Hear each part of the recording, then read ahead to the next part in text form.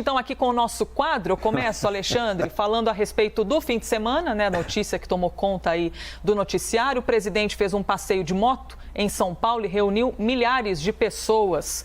O presidente estava acompanhado pelos ministros do Meio Ambiente, Ricardo Salles, e da Infraestrutura, Tarcísio de Freitas.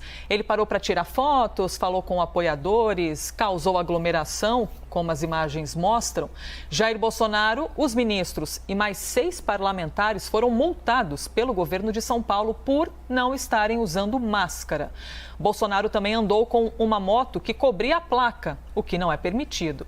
Em um discurso, o presidente voltou a falar sobre a liberação do uso do equipamento de proteção para quem estiver vacinado contra a Covid-19.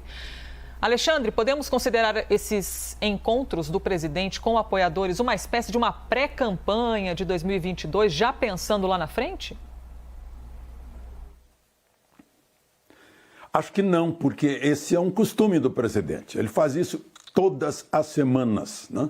É um raro presidente que mantém contato com o povo, né? Ele é o chefe de Estado, ele é o chefe de governo e faz questão de manter esse contato. E esse contato é muito, muito útil, porque essa aproximação epidérmica funciona mais do que ficar isolado no palácio, né? Eu lembro de uma época que eu critiquei até um presidente que era sociólogo de biblioteca, porque não frequentava o boteco, a casa das pessoas, essas coisas, né? Então, ele faz isso todas as semanas. É Nordeste, teve outro dia lá na Cabeça do Cachorro, aquele fim de mundo, lá no extremo noroeste do Brasil, fronteira com a Colômbia, com a Venezuela, né, com indígenas, e agora foi para o meio urbano. Foi para São Paulo. Aqui em Brasília, ele seguido sai por aí para periferia, né? Entra na casa das pessoas, pede para abrir a geladeira para ver a situação. É uma coisa inusitada. Por isso é que não deu certo ter porta-voz, né? Porque ele não admite o intermediário, ele está ali, né? E presta contas. Ontem o discurso dele no Parque do Ibirapuera, na concentração final, foi uma prestação de contas de governo, né? Então não foi comício, não foi propaganda eleitoral, foi prestação de contas e contato com o povo. Bom, isso em primeiro lugar.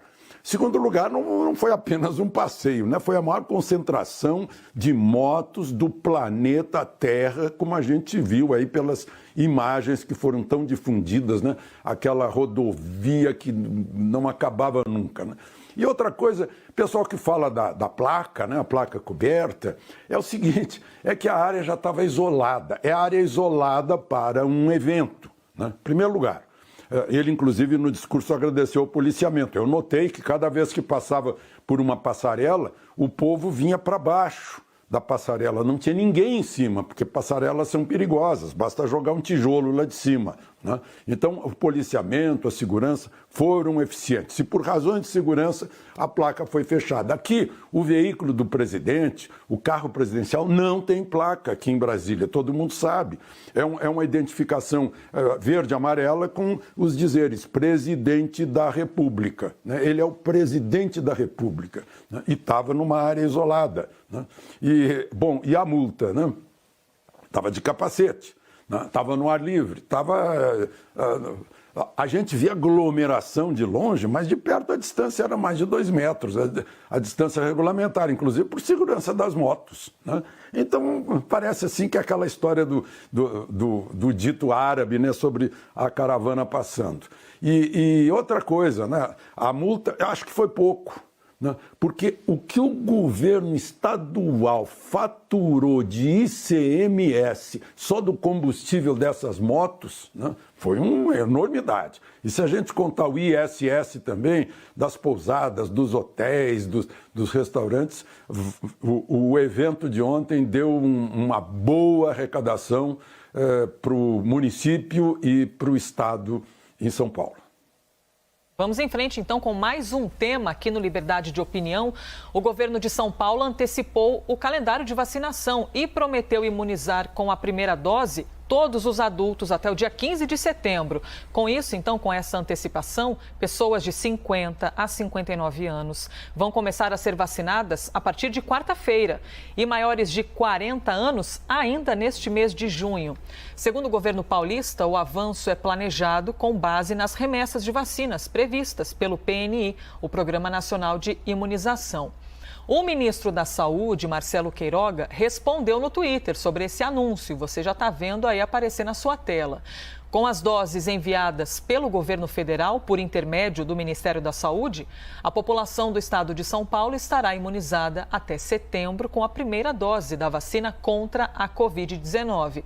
E logo embaixo, o que temos ali, uma resposta do governador do estado de São Paulo. E o que ele diz? Quanto recalque, ministro. Bom domingo e uma ótima semana. Por aqui, vacinando. E encerra ali com uma hashtag acelera. Alexandre Garcia, existem doses e também estrutura disponíveis suficientes para cumprir com esse calendário? Eu acho que sim, está havendo correrias, né? Correrias. Agora mesmo a Anvisa vai ter que verificar a história do vencimento da vacina da Janssen, que está chegando aqui, parece que o vencimento é no fim desse mês, né? São doses que sobraram nos Estados Unidos, aí mandaram para cá, né? Inclusive derrubando outra narrativa de que agora o Biden e o Bolsonaro estão de mal, etc. e tal, né? Parece que de mal tá Dória aí. Eu não entendi a resposta dele para o ministro Queiroga, falando em recalque. Parece que ele tem na cabeça que o ataque é a melhor defesa, né? Provocou esse bate-boca aí. Aliás, bate-boca que não saiu naquela foto que ele mostrou no Dia dos Namorados, né? Com máscara não tem bate-boca. Mas, por coincidência, foi um dia em que o ministro Queiroga esteve em São Paulo. Ele estava em Guarujá, ele foi com o ministro do Turismo, lá naquele Mirante das Galhetas, na Ponta das Galhetas. Está havendo assim, um estímulo muito grande. O turismo está mostrando retomada, né? Naqueles parques do Rio de Janeiro, modernos, né? Já está com 70% do que era antes. Mas isso é outro assunto, é turismo. Vamos à vacinação. Há esse, digamos, contrassenso, né? A vacina é eficaz? Se é eficaz, então, por que máscara? É isso que uma das coisas aí que criticaram o presidente no discurso que ele fez lá no Ibirapuera. Mas a gente tem que pensar nisso, né? Principalmente depois que a gente está observando lá no Chile, porque eficácia de vacina, ou eficiência ainda mais adiante, né? A gente vê depois, precisa de um prazo. E vamos torcer que essa vacina do Butantan, para mim, é mais segura, né? Porque é método tradicional, né? E não é novidades e tal. Então é mais segura, já conhecida, que a gente vem se vacinando desde criancinha, né? E a gente então está na maior torcida aí para que essa outra vacina ser produzida aqui, com os nossos esforços científicos, que ela tenha ainda mais eficácia, porque está precisando disso. Já que o Sidney mencionou, né? A gente tem aí quase um boom da economia. A economia parece que não aguentou mais ficar presa e tudo está explodindo. Eu fico estava imaginando a Ford, que ficou lá na Argentina, saiu daqui, deve estar arrependida, né? Porque a indústria automobilística está até parando por falta de peça, de chip para dar conta da demanda. Mas, enfim, a vacinação é essencial, né? Todo mundo sabe disso, é óbvio, para prevenir. É uma questão de prevenção, não é tratamento, é prevenção. A gente tem que andar sanitariamente nessas duas vertentes, né? A terapia e a profilaxia. A imunização é essencial. Elisa? Alexandre, sobre esse, não sei se a gente pode chamar assim, mas esse bate-boca, né, essa troca de mensagens, o governo do estado de São Paulo fez o anúncio, então, do avanço na vacinação, de adiantar, né, as idades. Aí Marcelo Queiroga, o ministro, faz a publicação falando que, por meio do Ministério da Saúde, por meio do PNI, São Paulo vai poder fazer isso. E Dória chamando de recalque. No fim das contas, Alexandre, quem é o dono dessa vacina, hein? É o povo brasileiro, né? Essa vacina é feita para o povo brasileiro. que está pagando. Né? A vacina não está de graça, não. A pessoa recebe de graça, mas já pagou. Já pagou com os impostos. Já pagou. Eu falei há pouco dos impostos, né? O sujeito lá que abasteceu a moto dele, ele pagou o ICMS. Né? E todo mundo paga imposto. Não é o marciano que está pagando para a gente, nem o Biden, nem o chinês, né? Somos nós que pagamos com a parte do nosso trabalho. Né? Então, essa é que a gente tem que se dar conta. E eles são nossos servidores. Né? Eles estão lá para nos servir. O ministro da Saúde não recebeu nenhum voto, mas o chefe dele foi votado para ter o poder de nomear ministro da Saúde, né? como seu assessor. Né? O governador de São Paulo foi votado para isso, ele é empregado de todos os paulistas. Tanto que se chama... O presidente da República é o primeiro mandatário da nação. Todos nós somos os mandantes. Eu acho que um pouquinho a gente tem que ficar botando isso na cabeça para saber que nós os nomeamos pelo voto e nós os sustentamos pelos impostos. E eles são os nossos servidores. Tudo dentro de um arcabouço que se chama Constituição, senhores ministros do Supremo.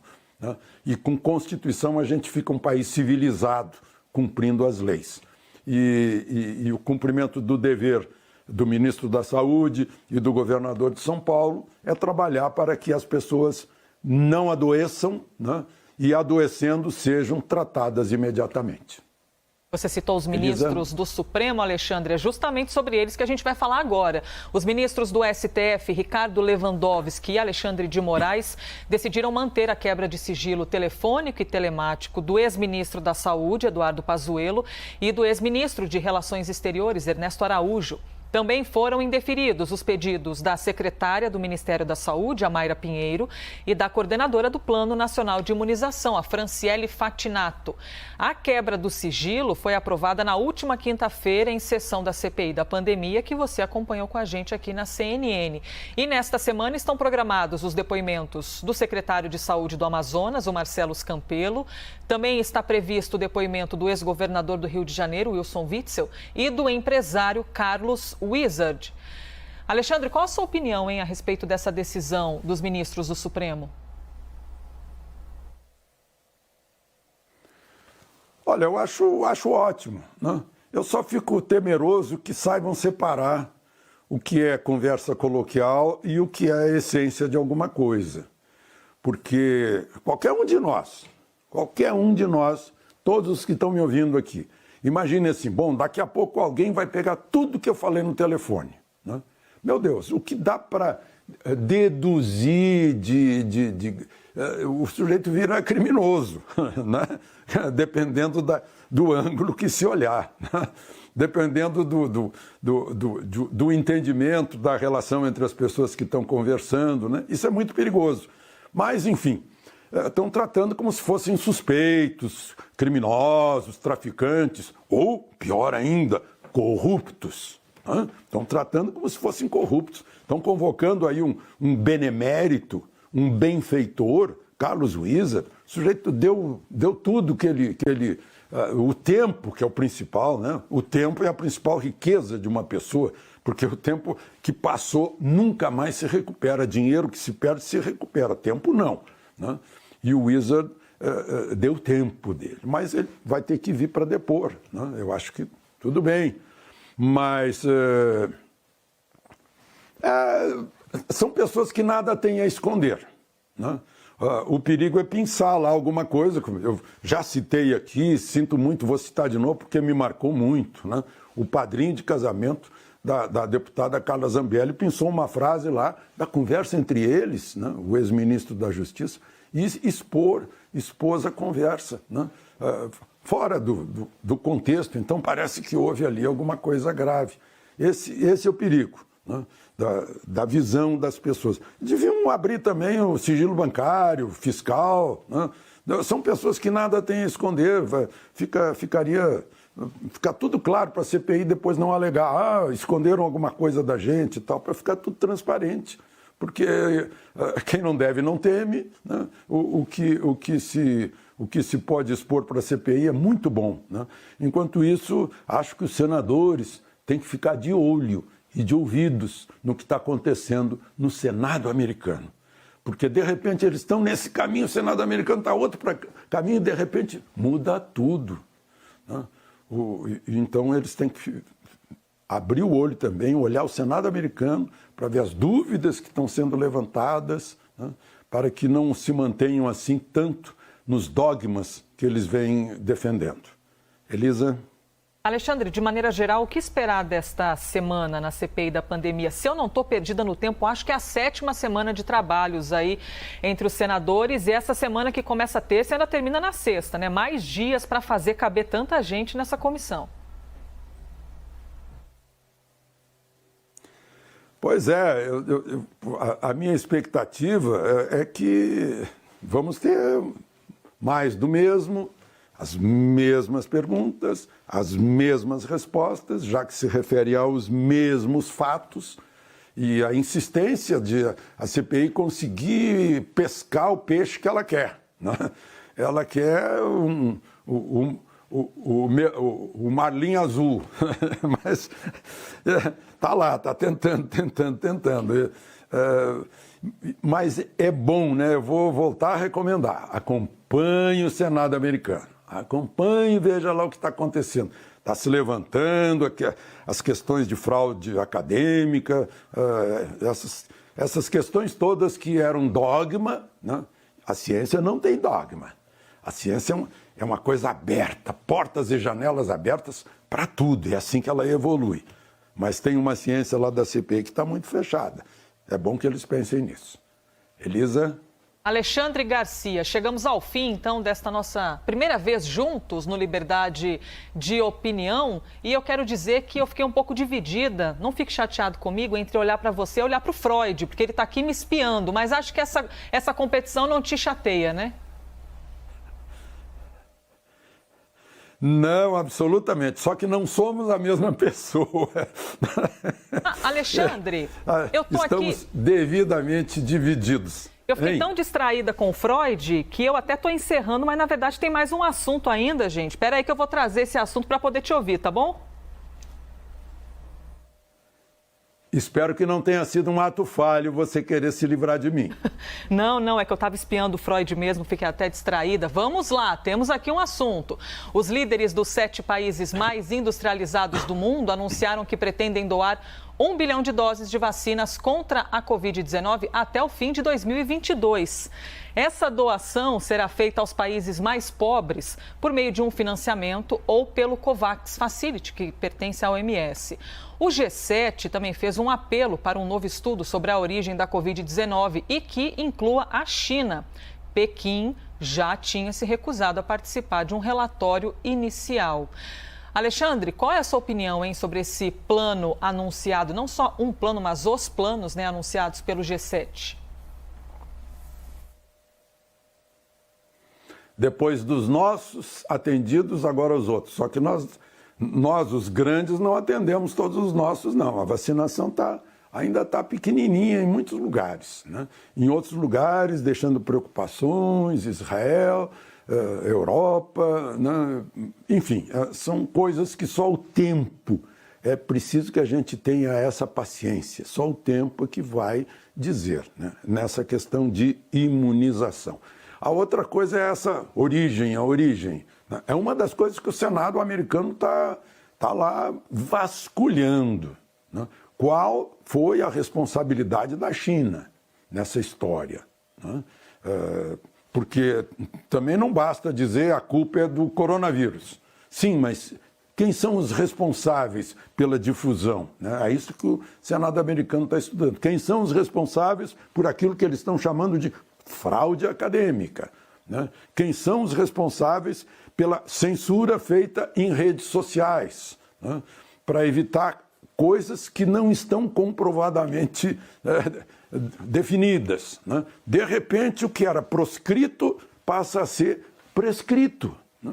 Então, de novo, chamo a atenção para o Senado americano. Mas, enfim, seja bem-vinda aí essa doação de 1 bilhão, né, de vacina.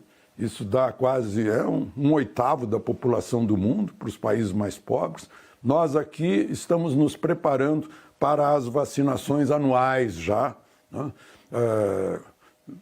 Uma dúzia de lugares aqui no Brasil está com projetos de vacina, inclusive laboratórios que produziam exclusivamente vacinas para os irracionais, né?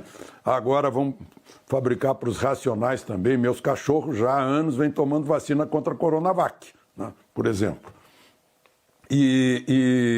Então, acho que sim, é uma boa iniciativa, que está chegando um pouquinho tarde, mas claro, as populações de seus próprios países iriam reclamar se eles estivessem doando vacina para os outros antes de atender os próprios países. E vamos lembrar que a demanda pela vacina foi muito grande, inclusive na China, que o governo chinês já esclareceu que não teve nenhuma intenção de atrasar entrega do IVA para o Brasil, mas por causa disso, foi por causa da imensa demanda de todos os clientes da China e dos próprios chineses. Então, estamos aí ainda falando em vacina e em breve, quando nós estivermos no ciclo normal de convivência com o vírus, que não vai nos abandonar jamais, né, que façamos todos os anos, como a gente faz com H1N1, por exemplo, né, com vacinações anuais para nos preservar, para salvar vidas. Elisa? Alexandre Garcia, agora sim, corretamente, juntei o Tico e o Teco aqui, encerro o quadro agradecendo por mais um dia, viu? Boa segunda. Obrigado e até amanhã, Elisa. Aproveitem o dia.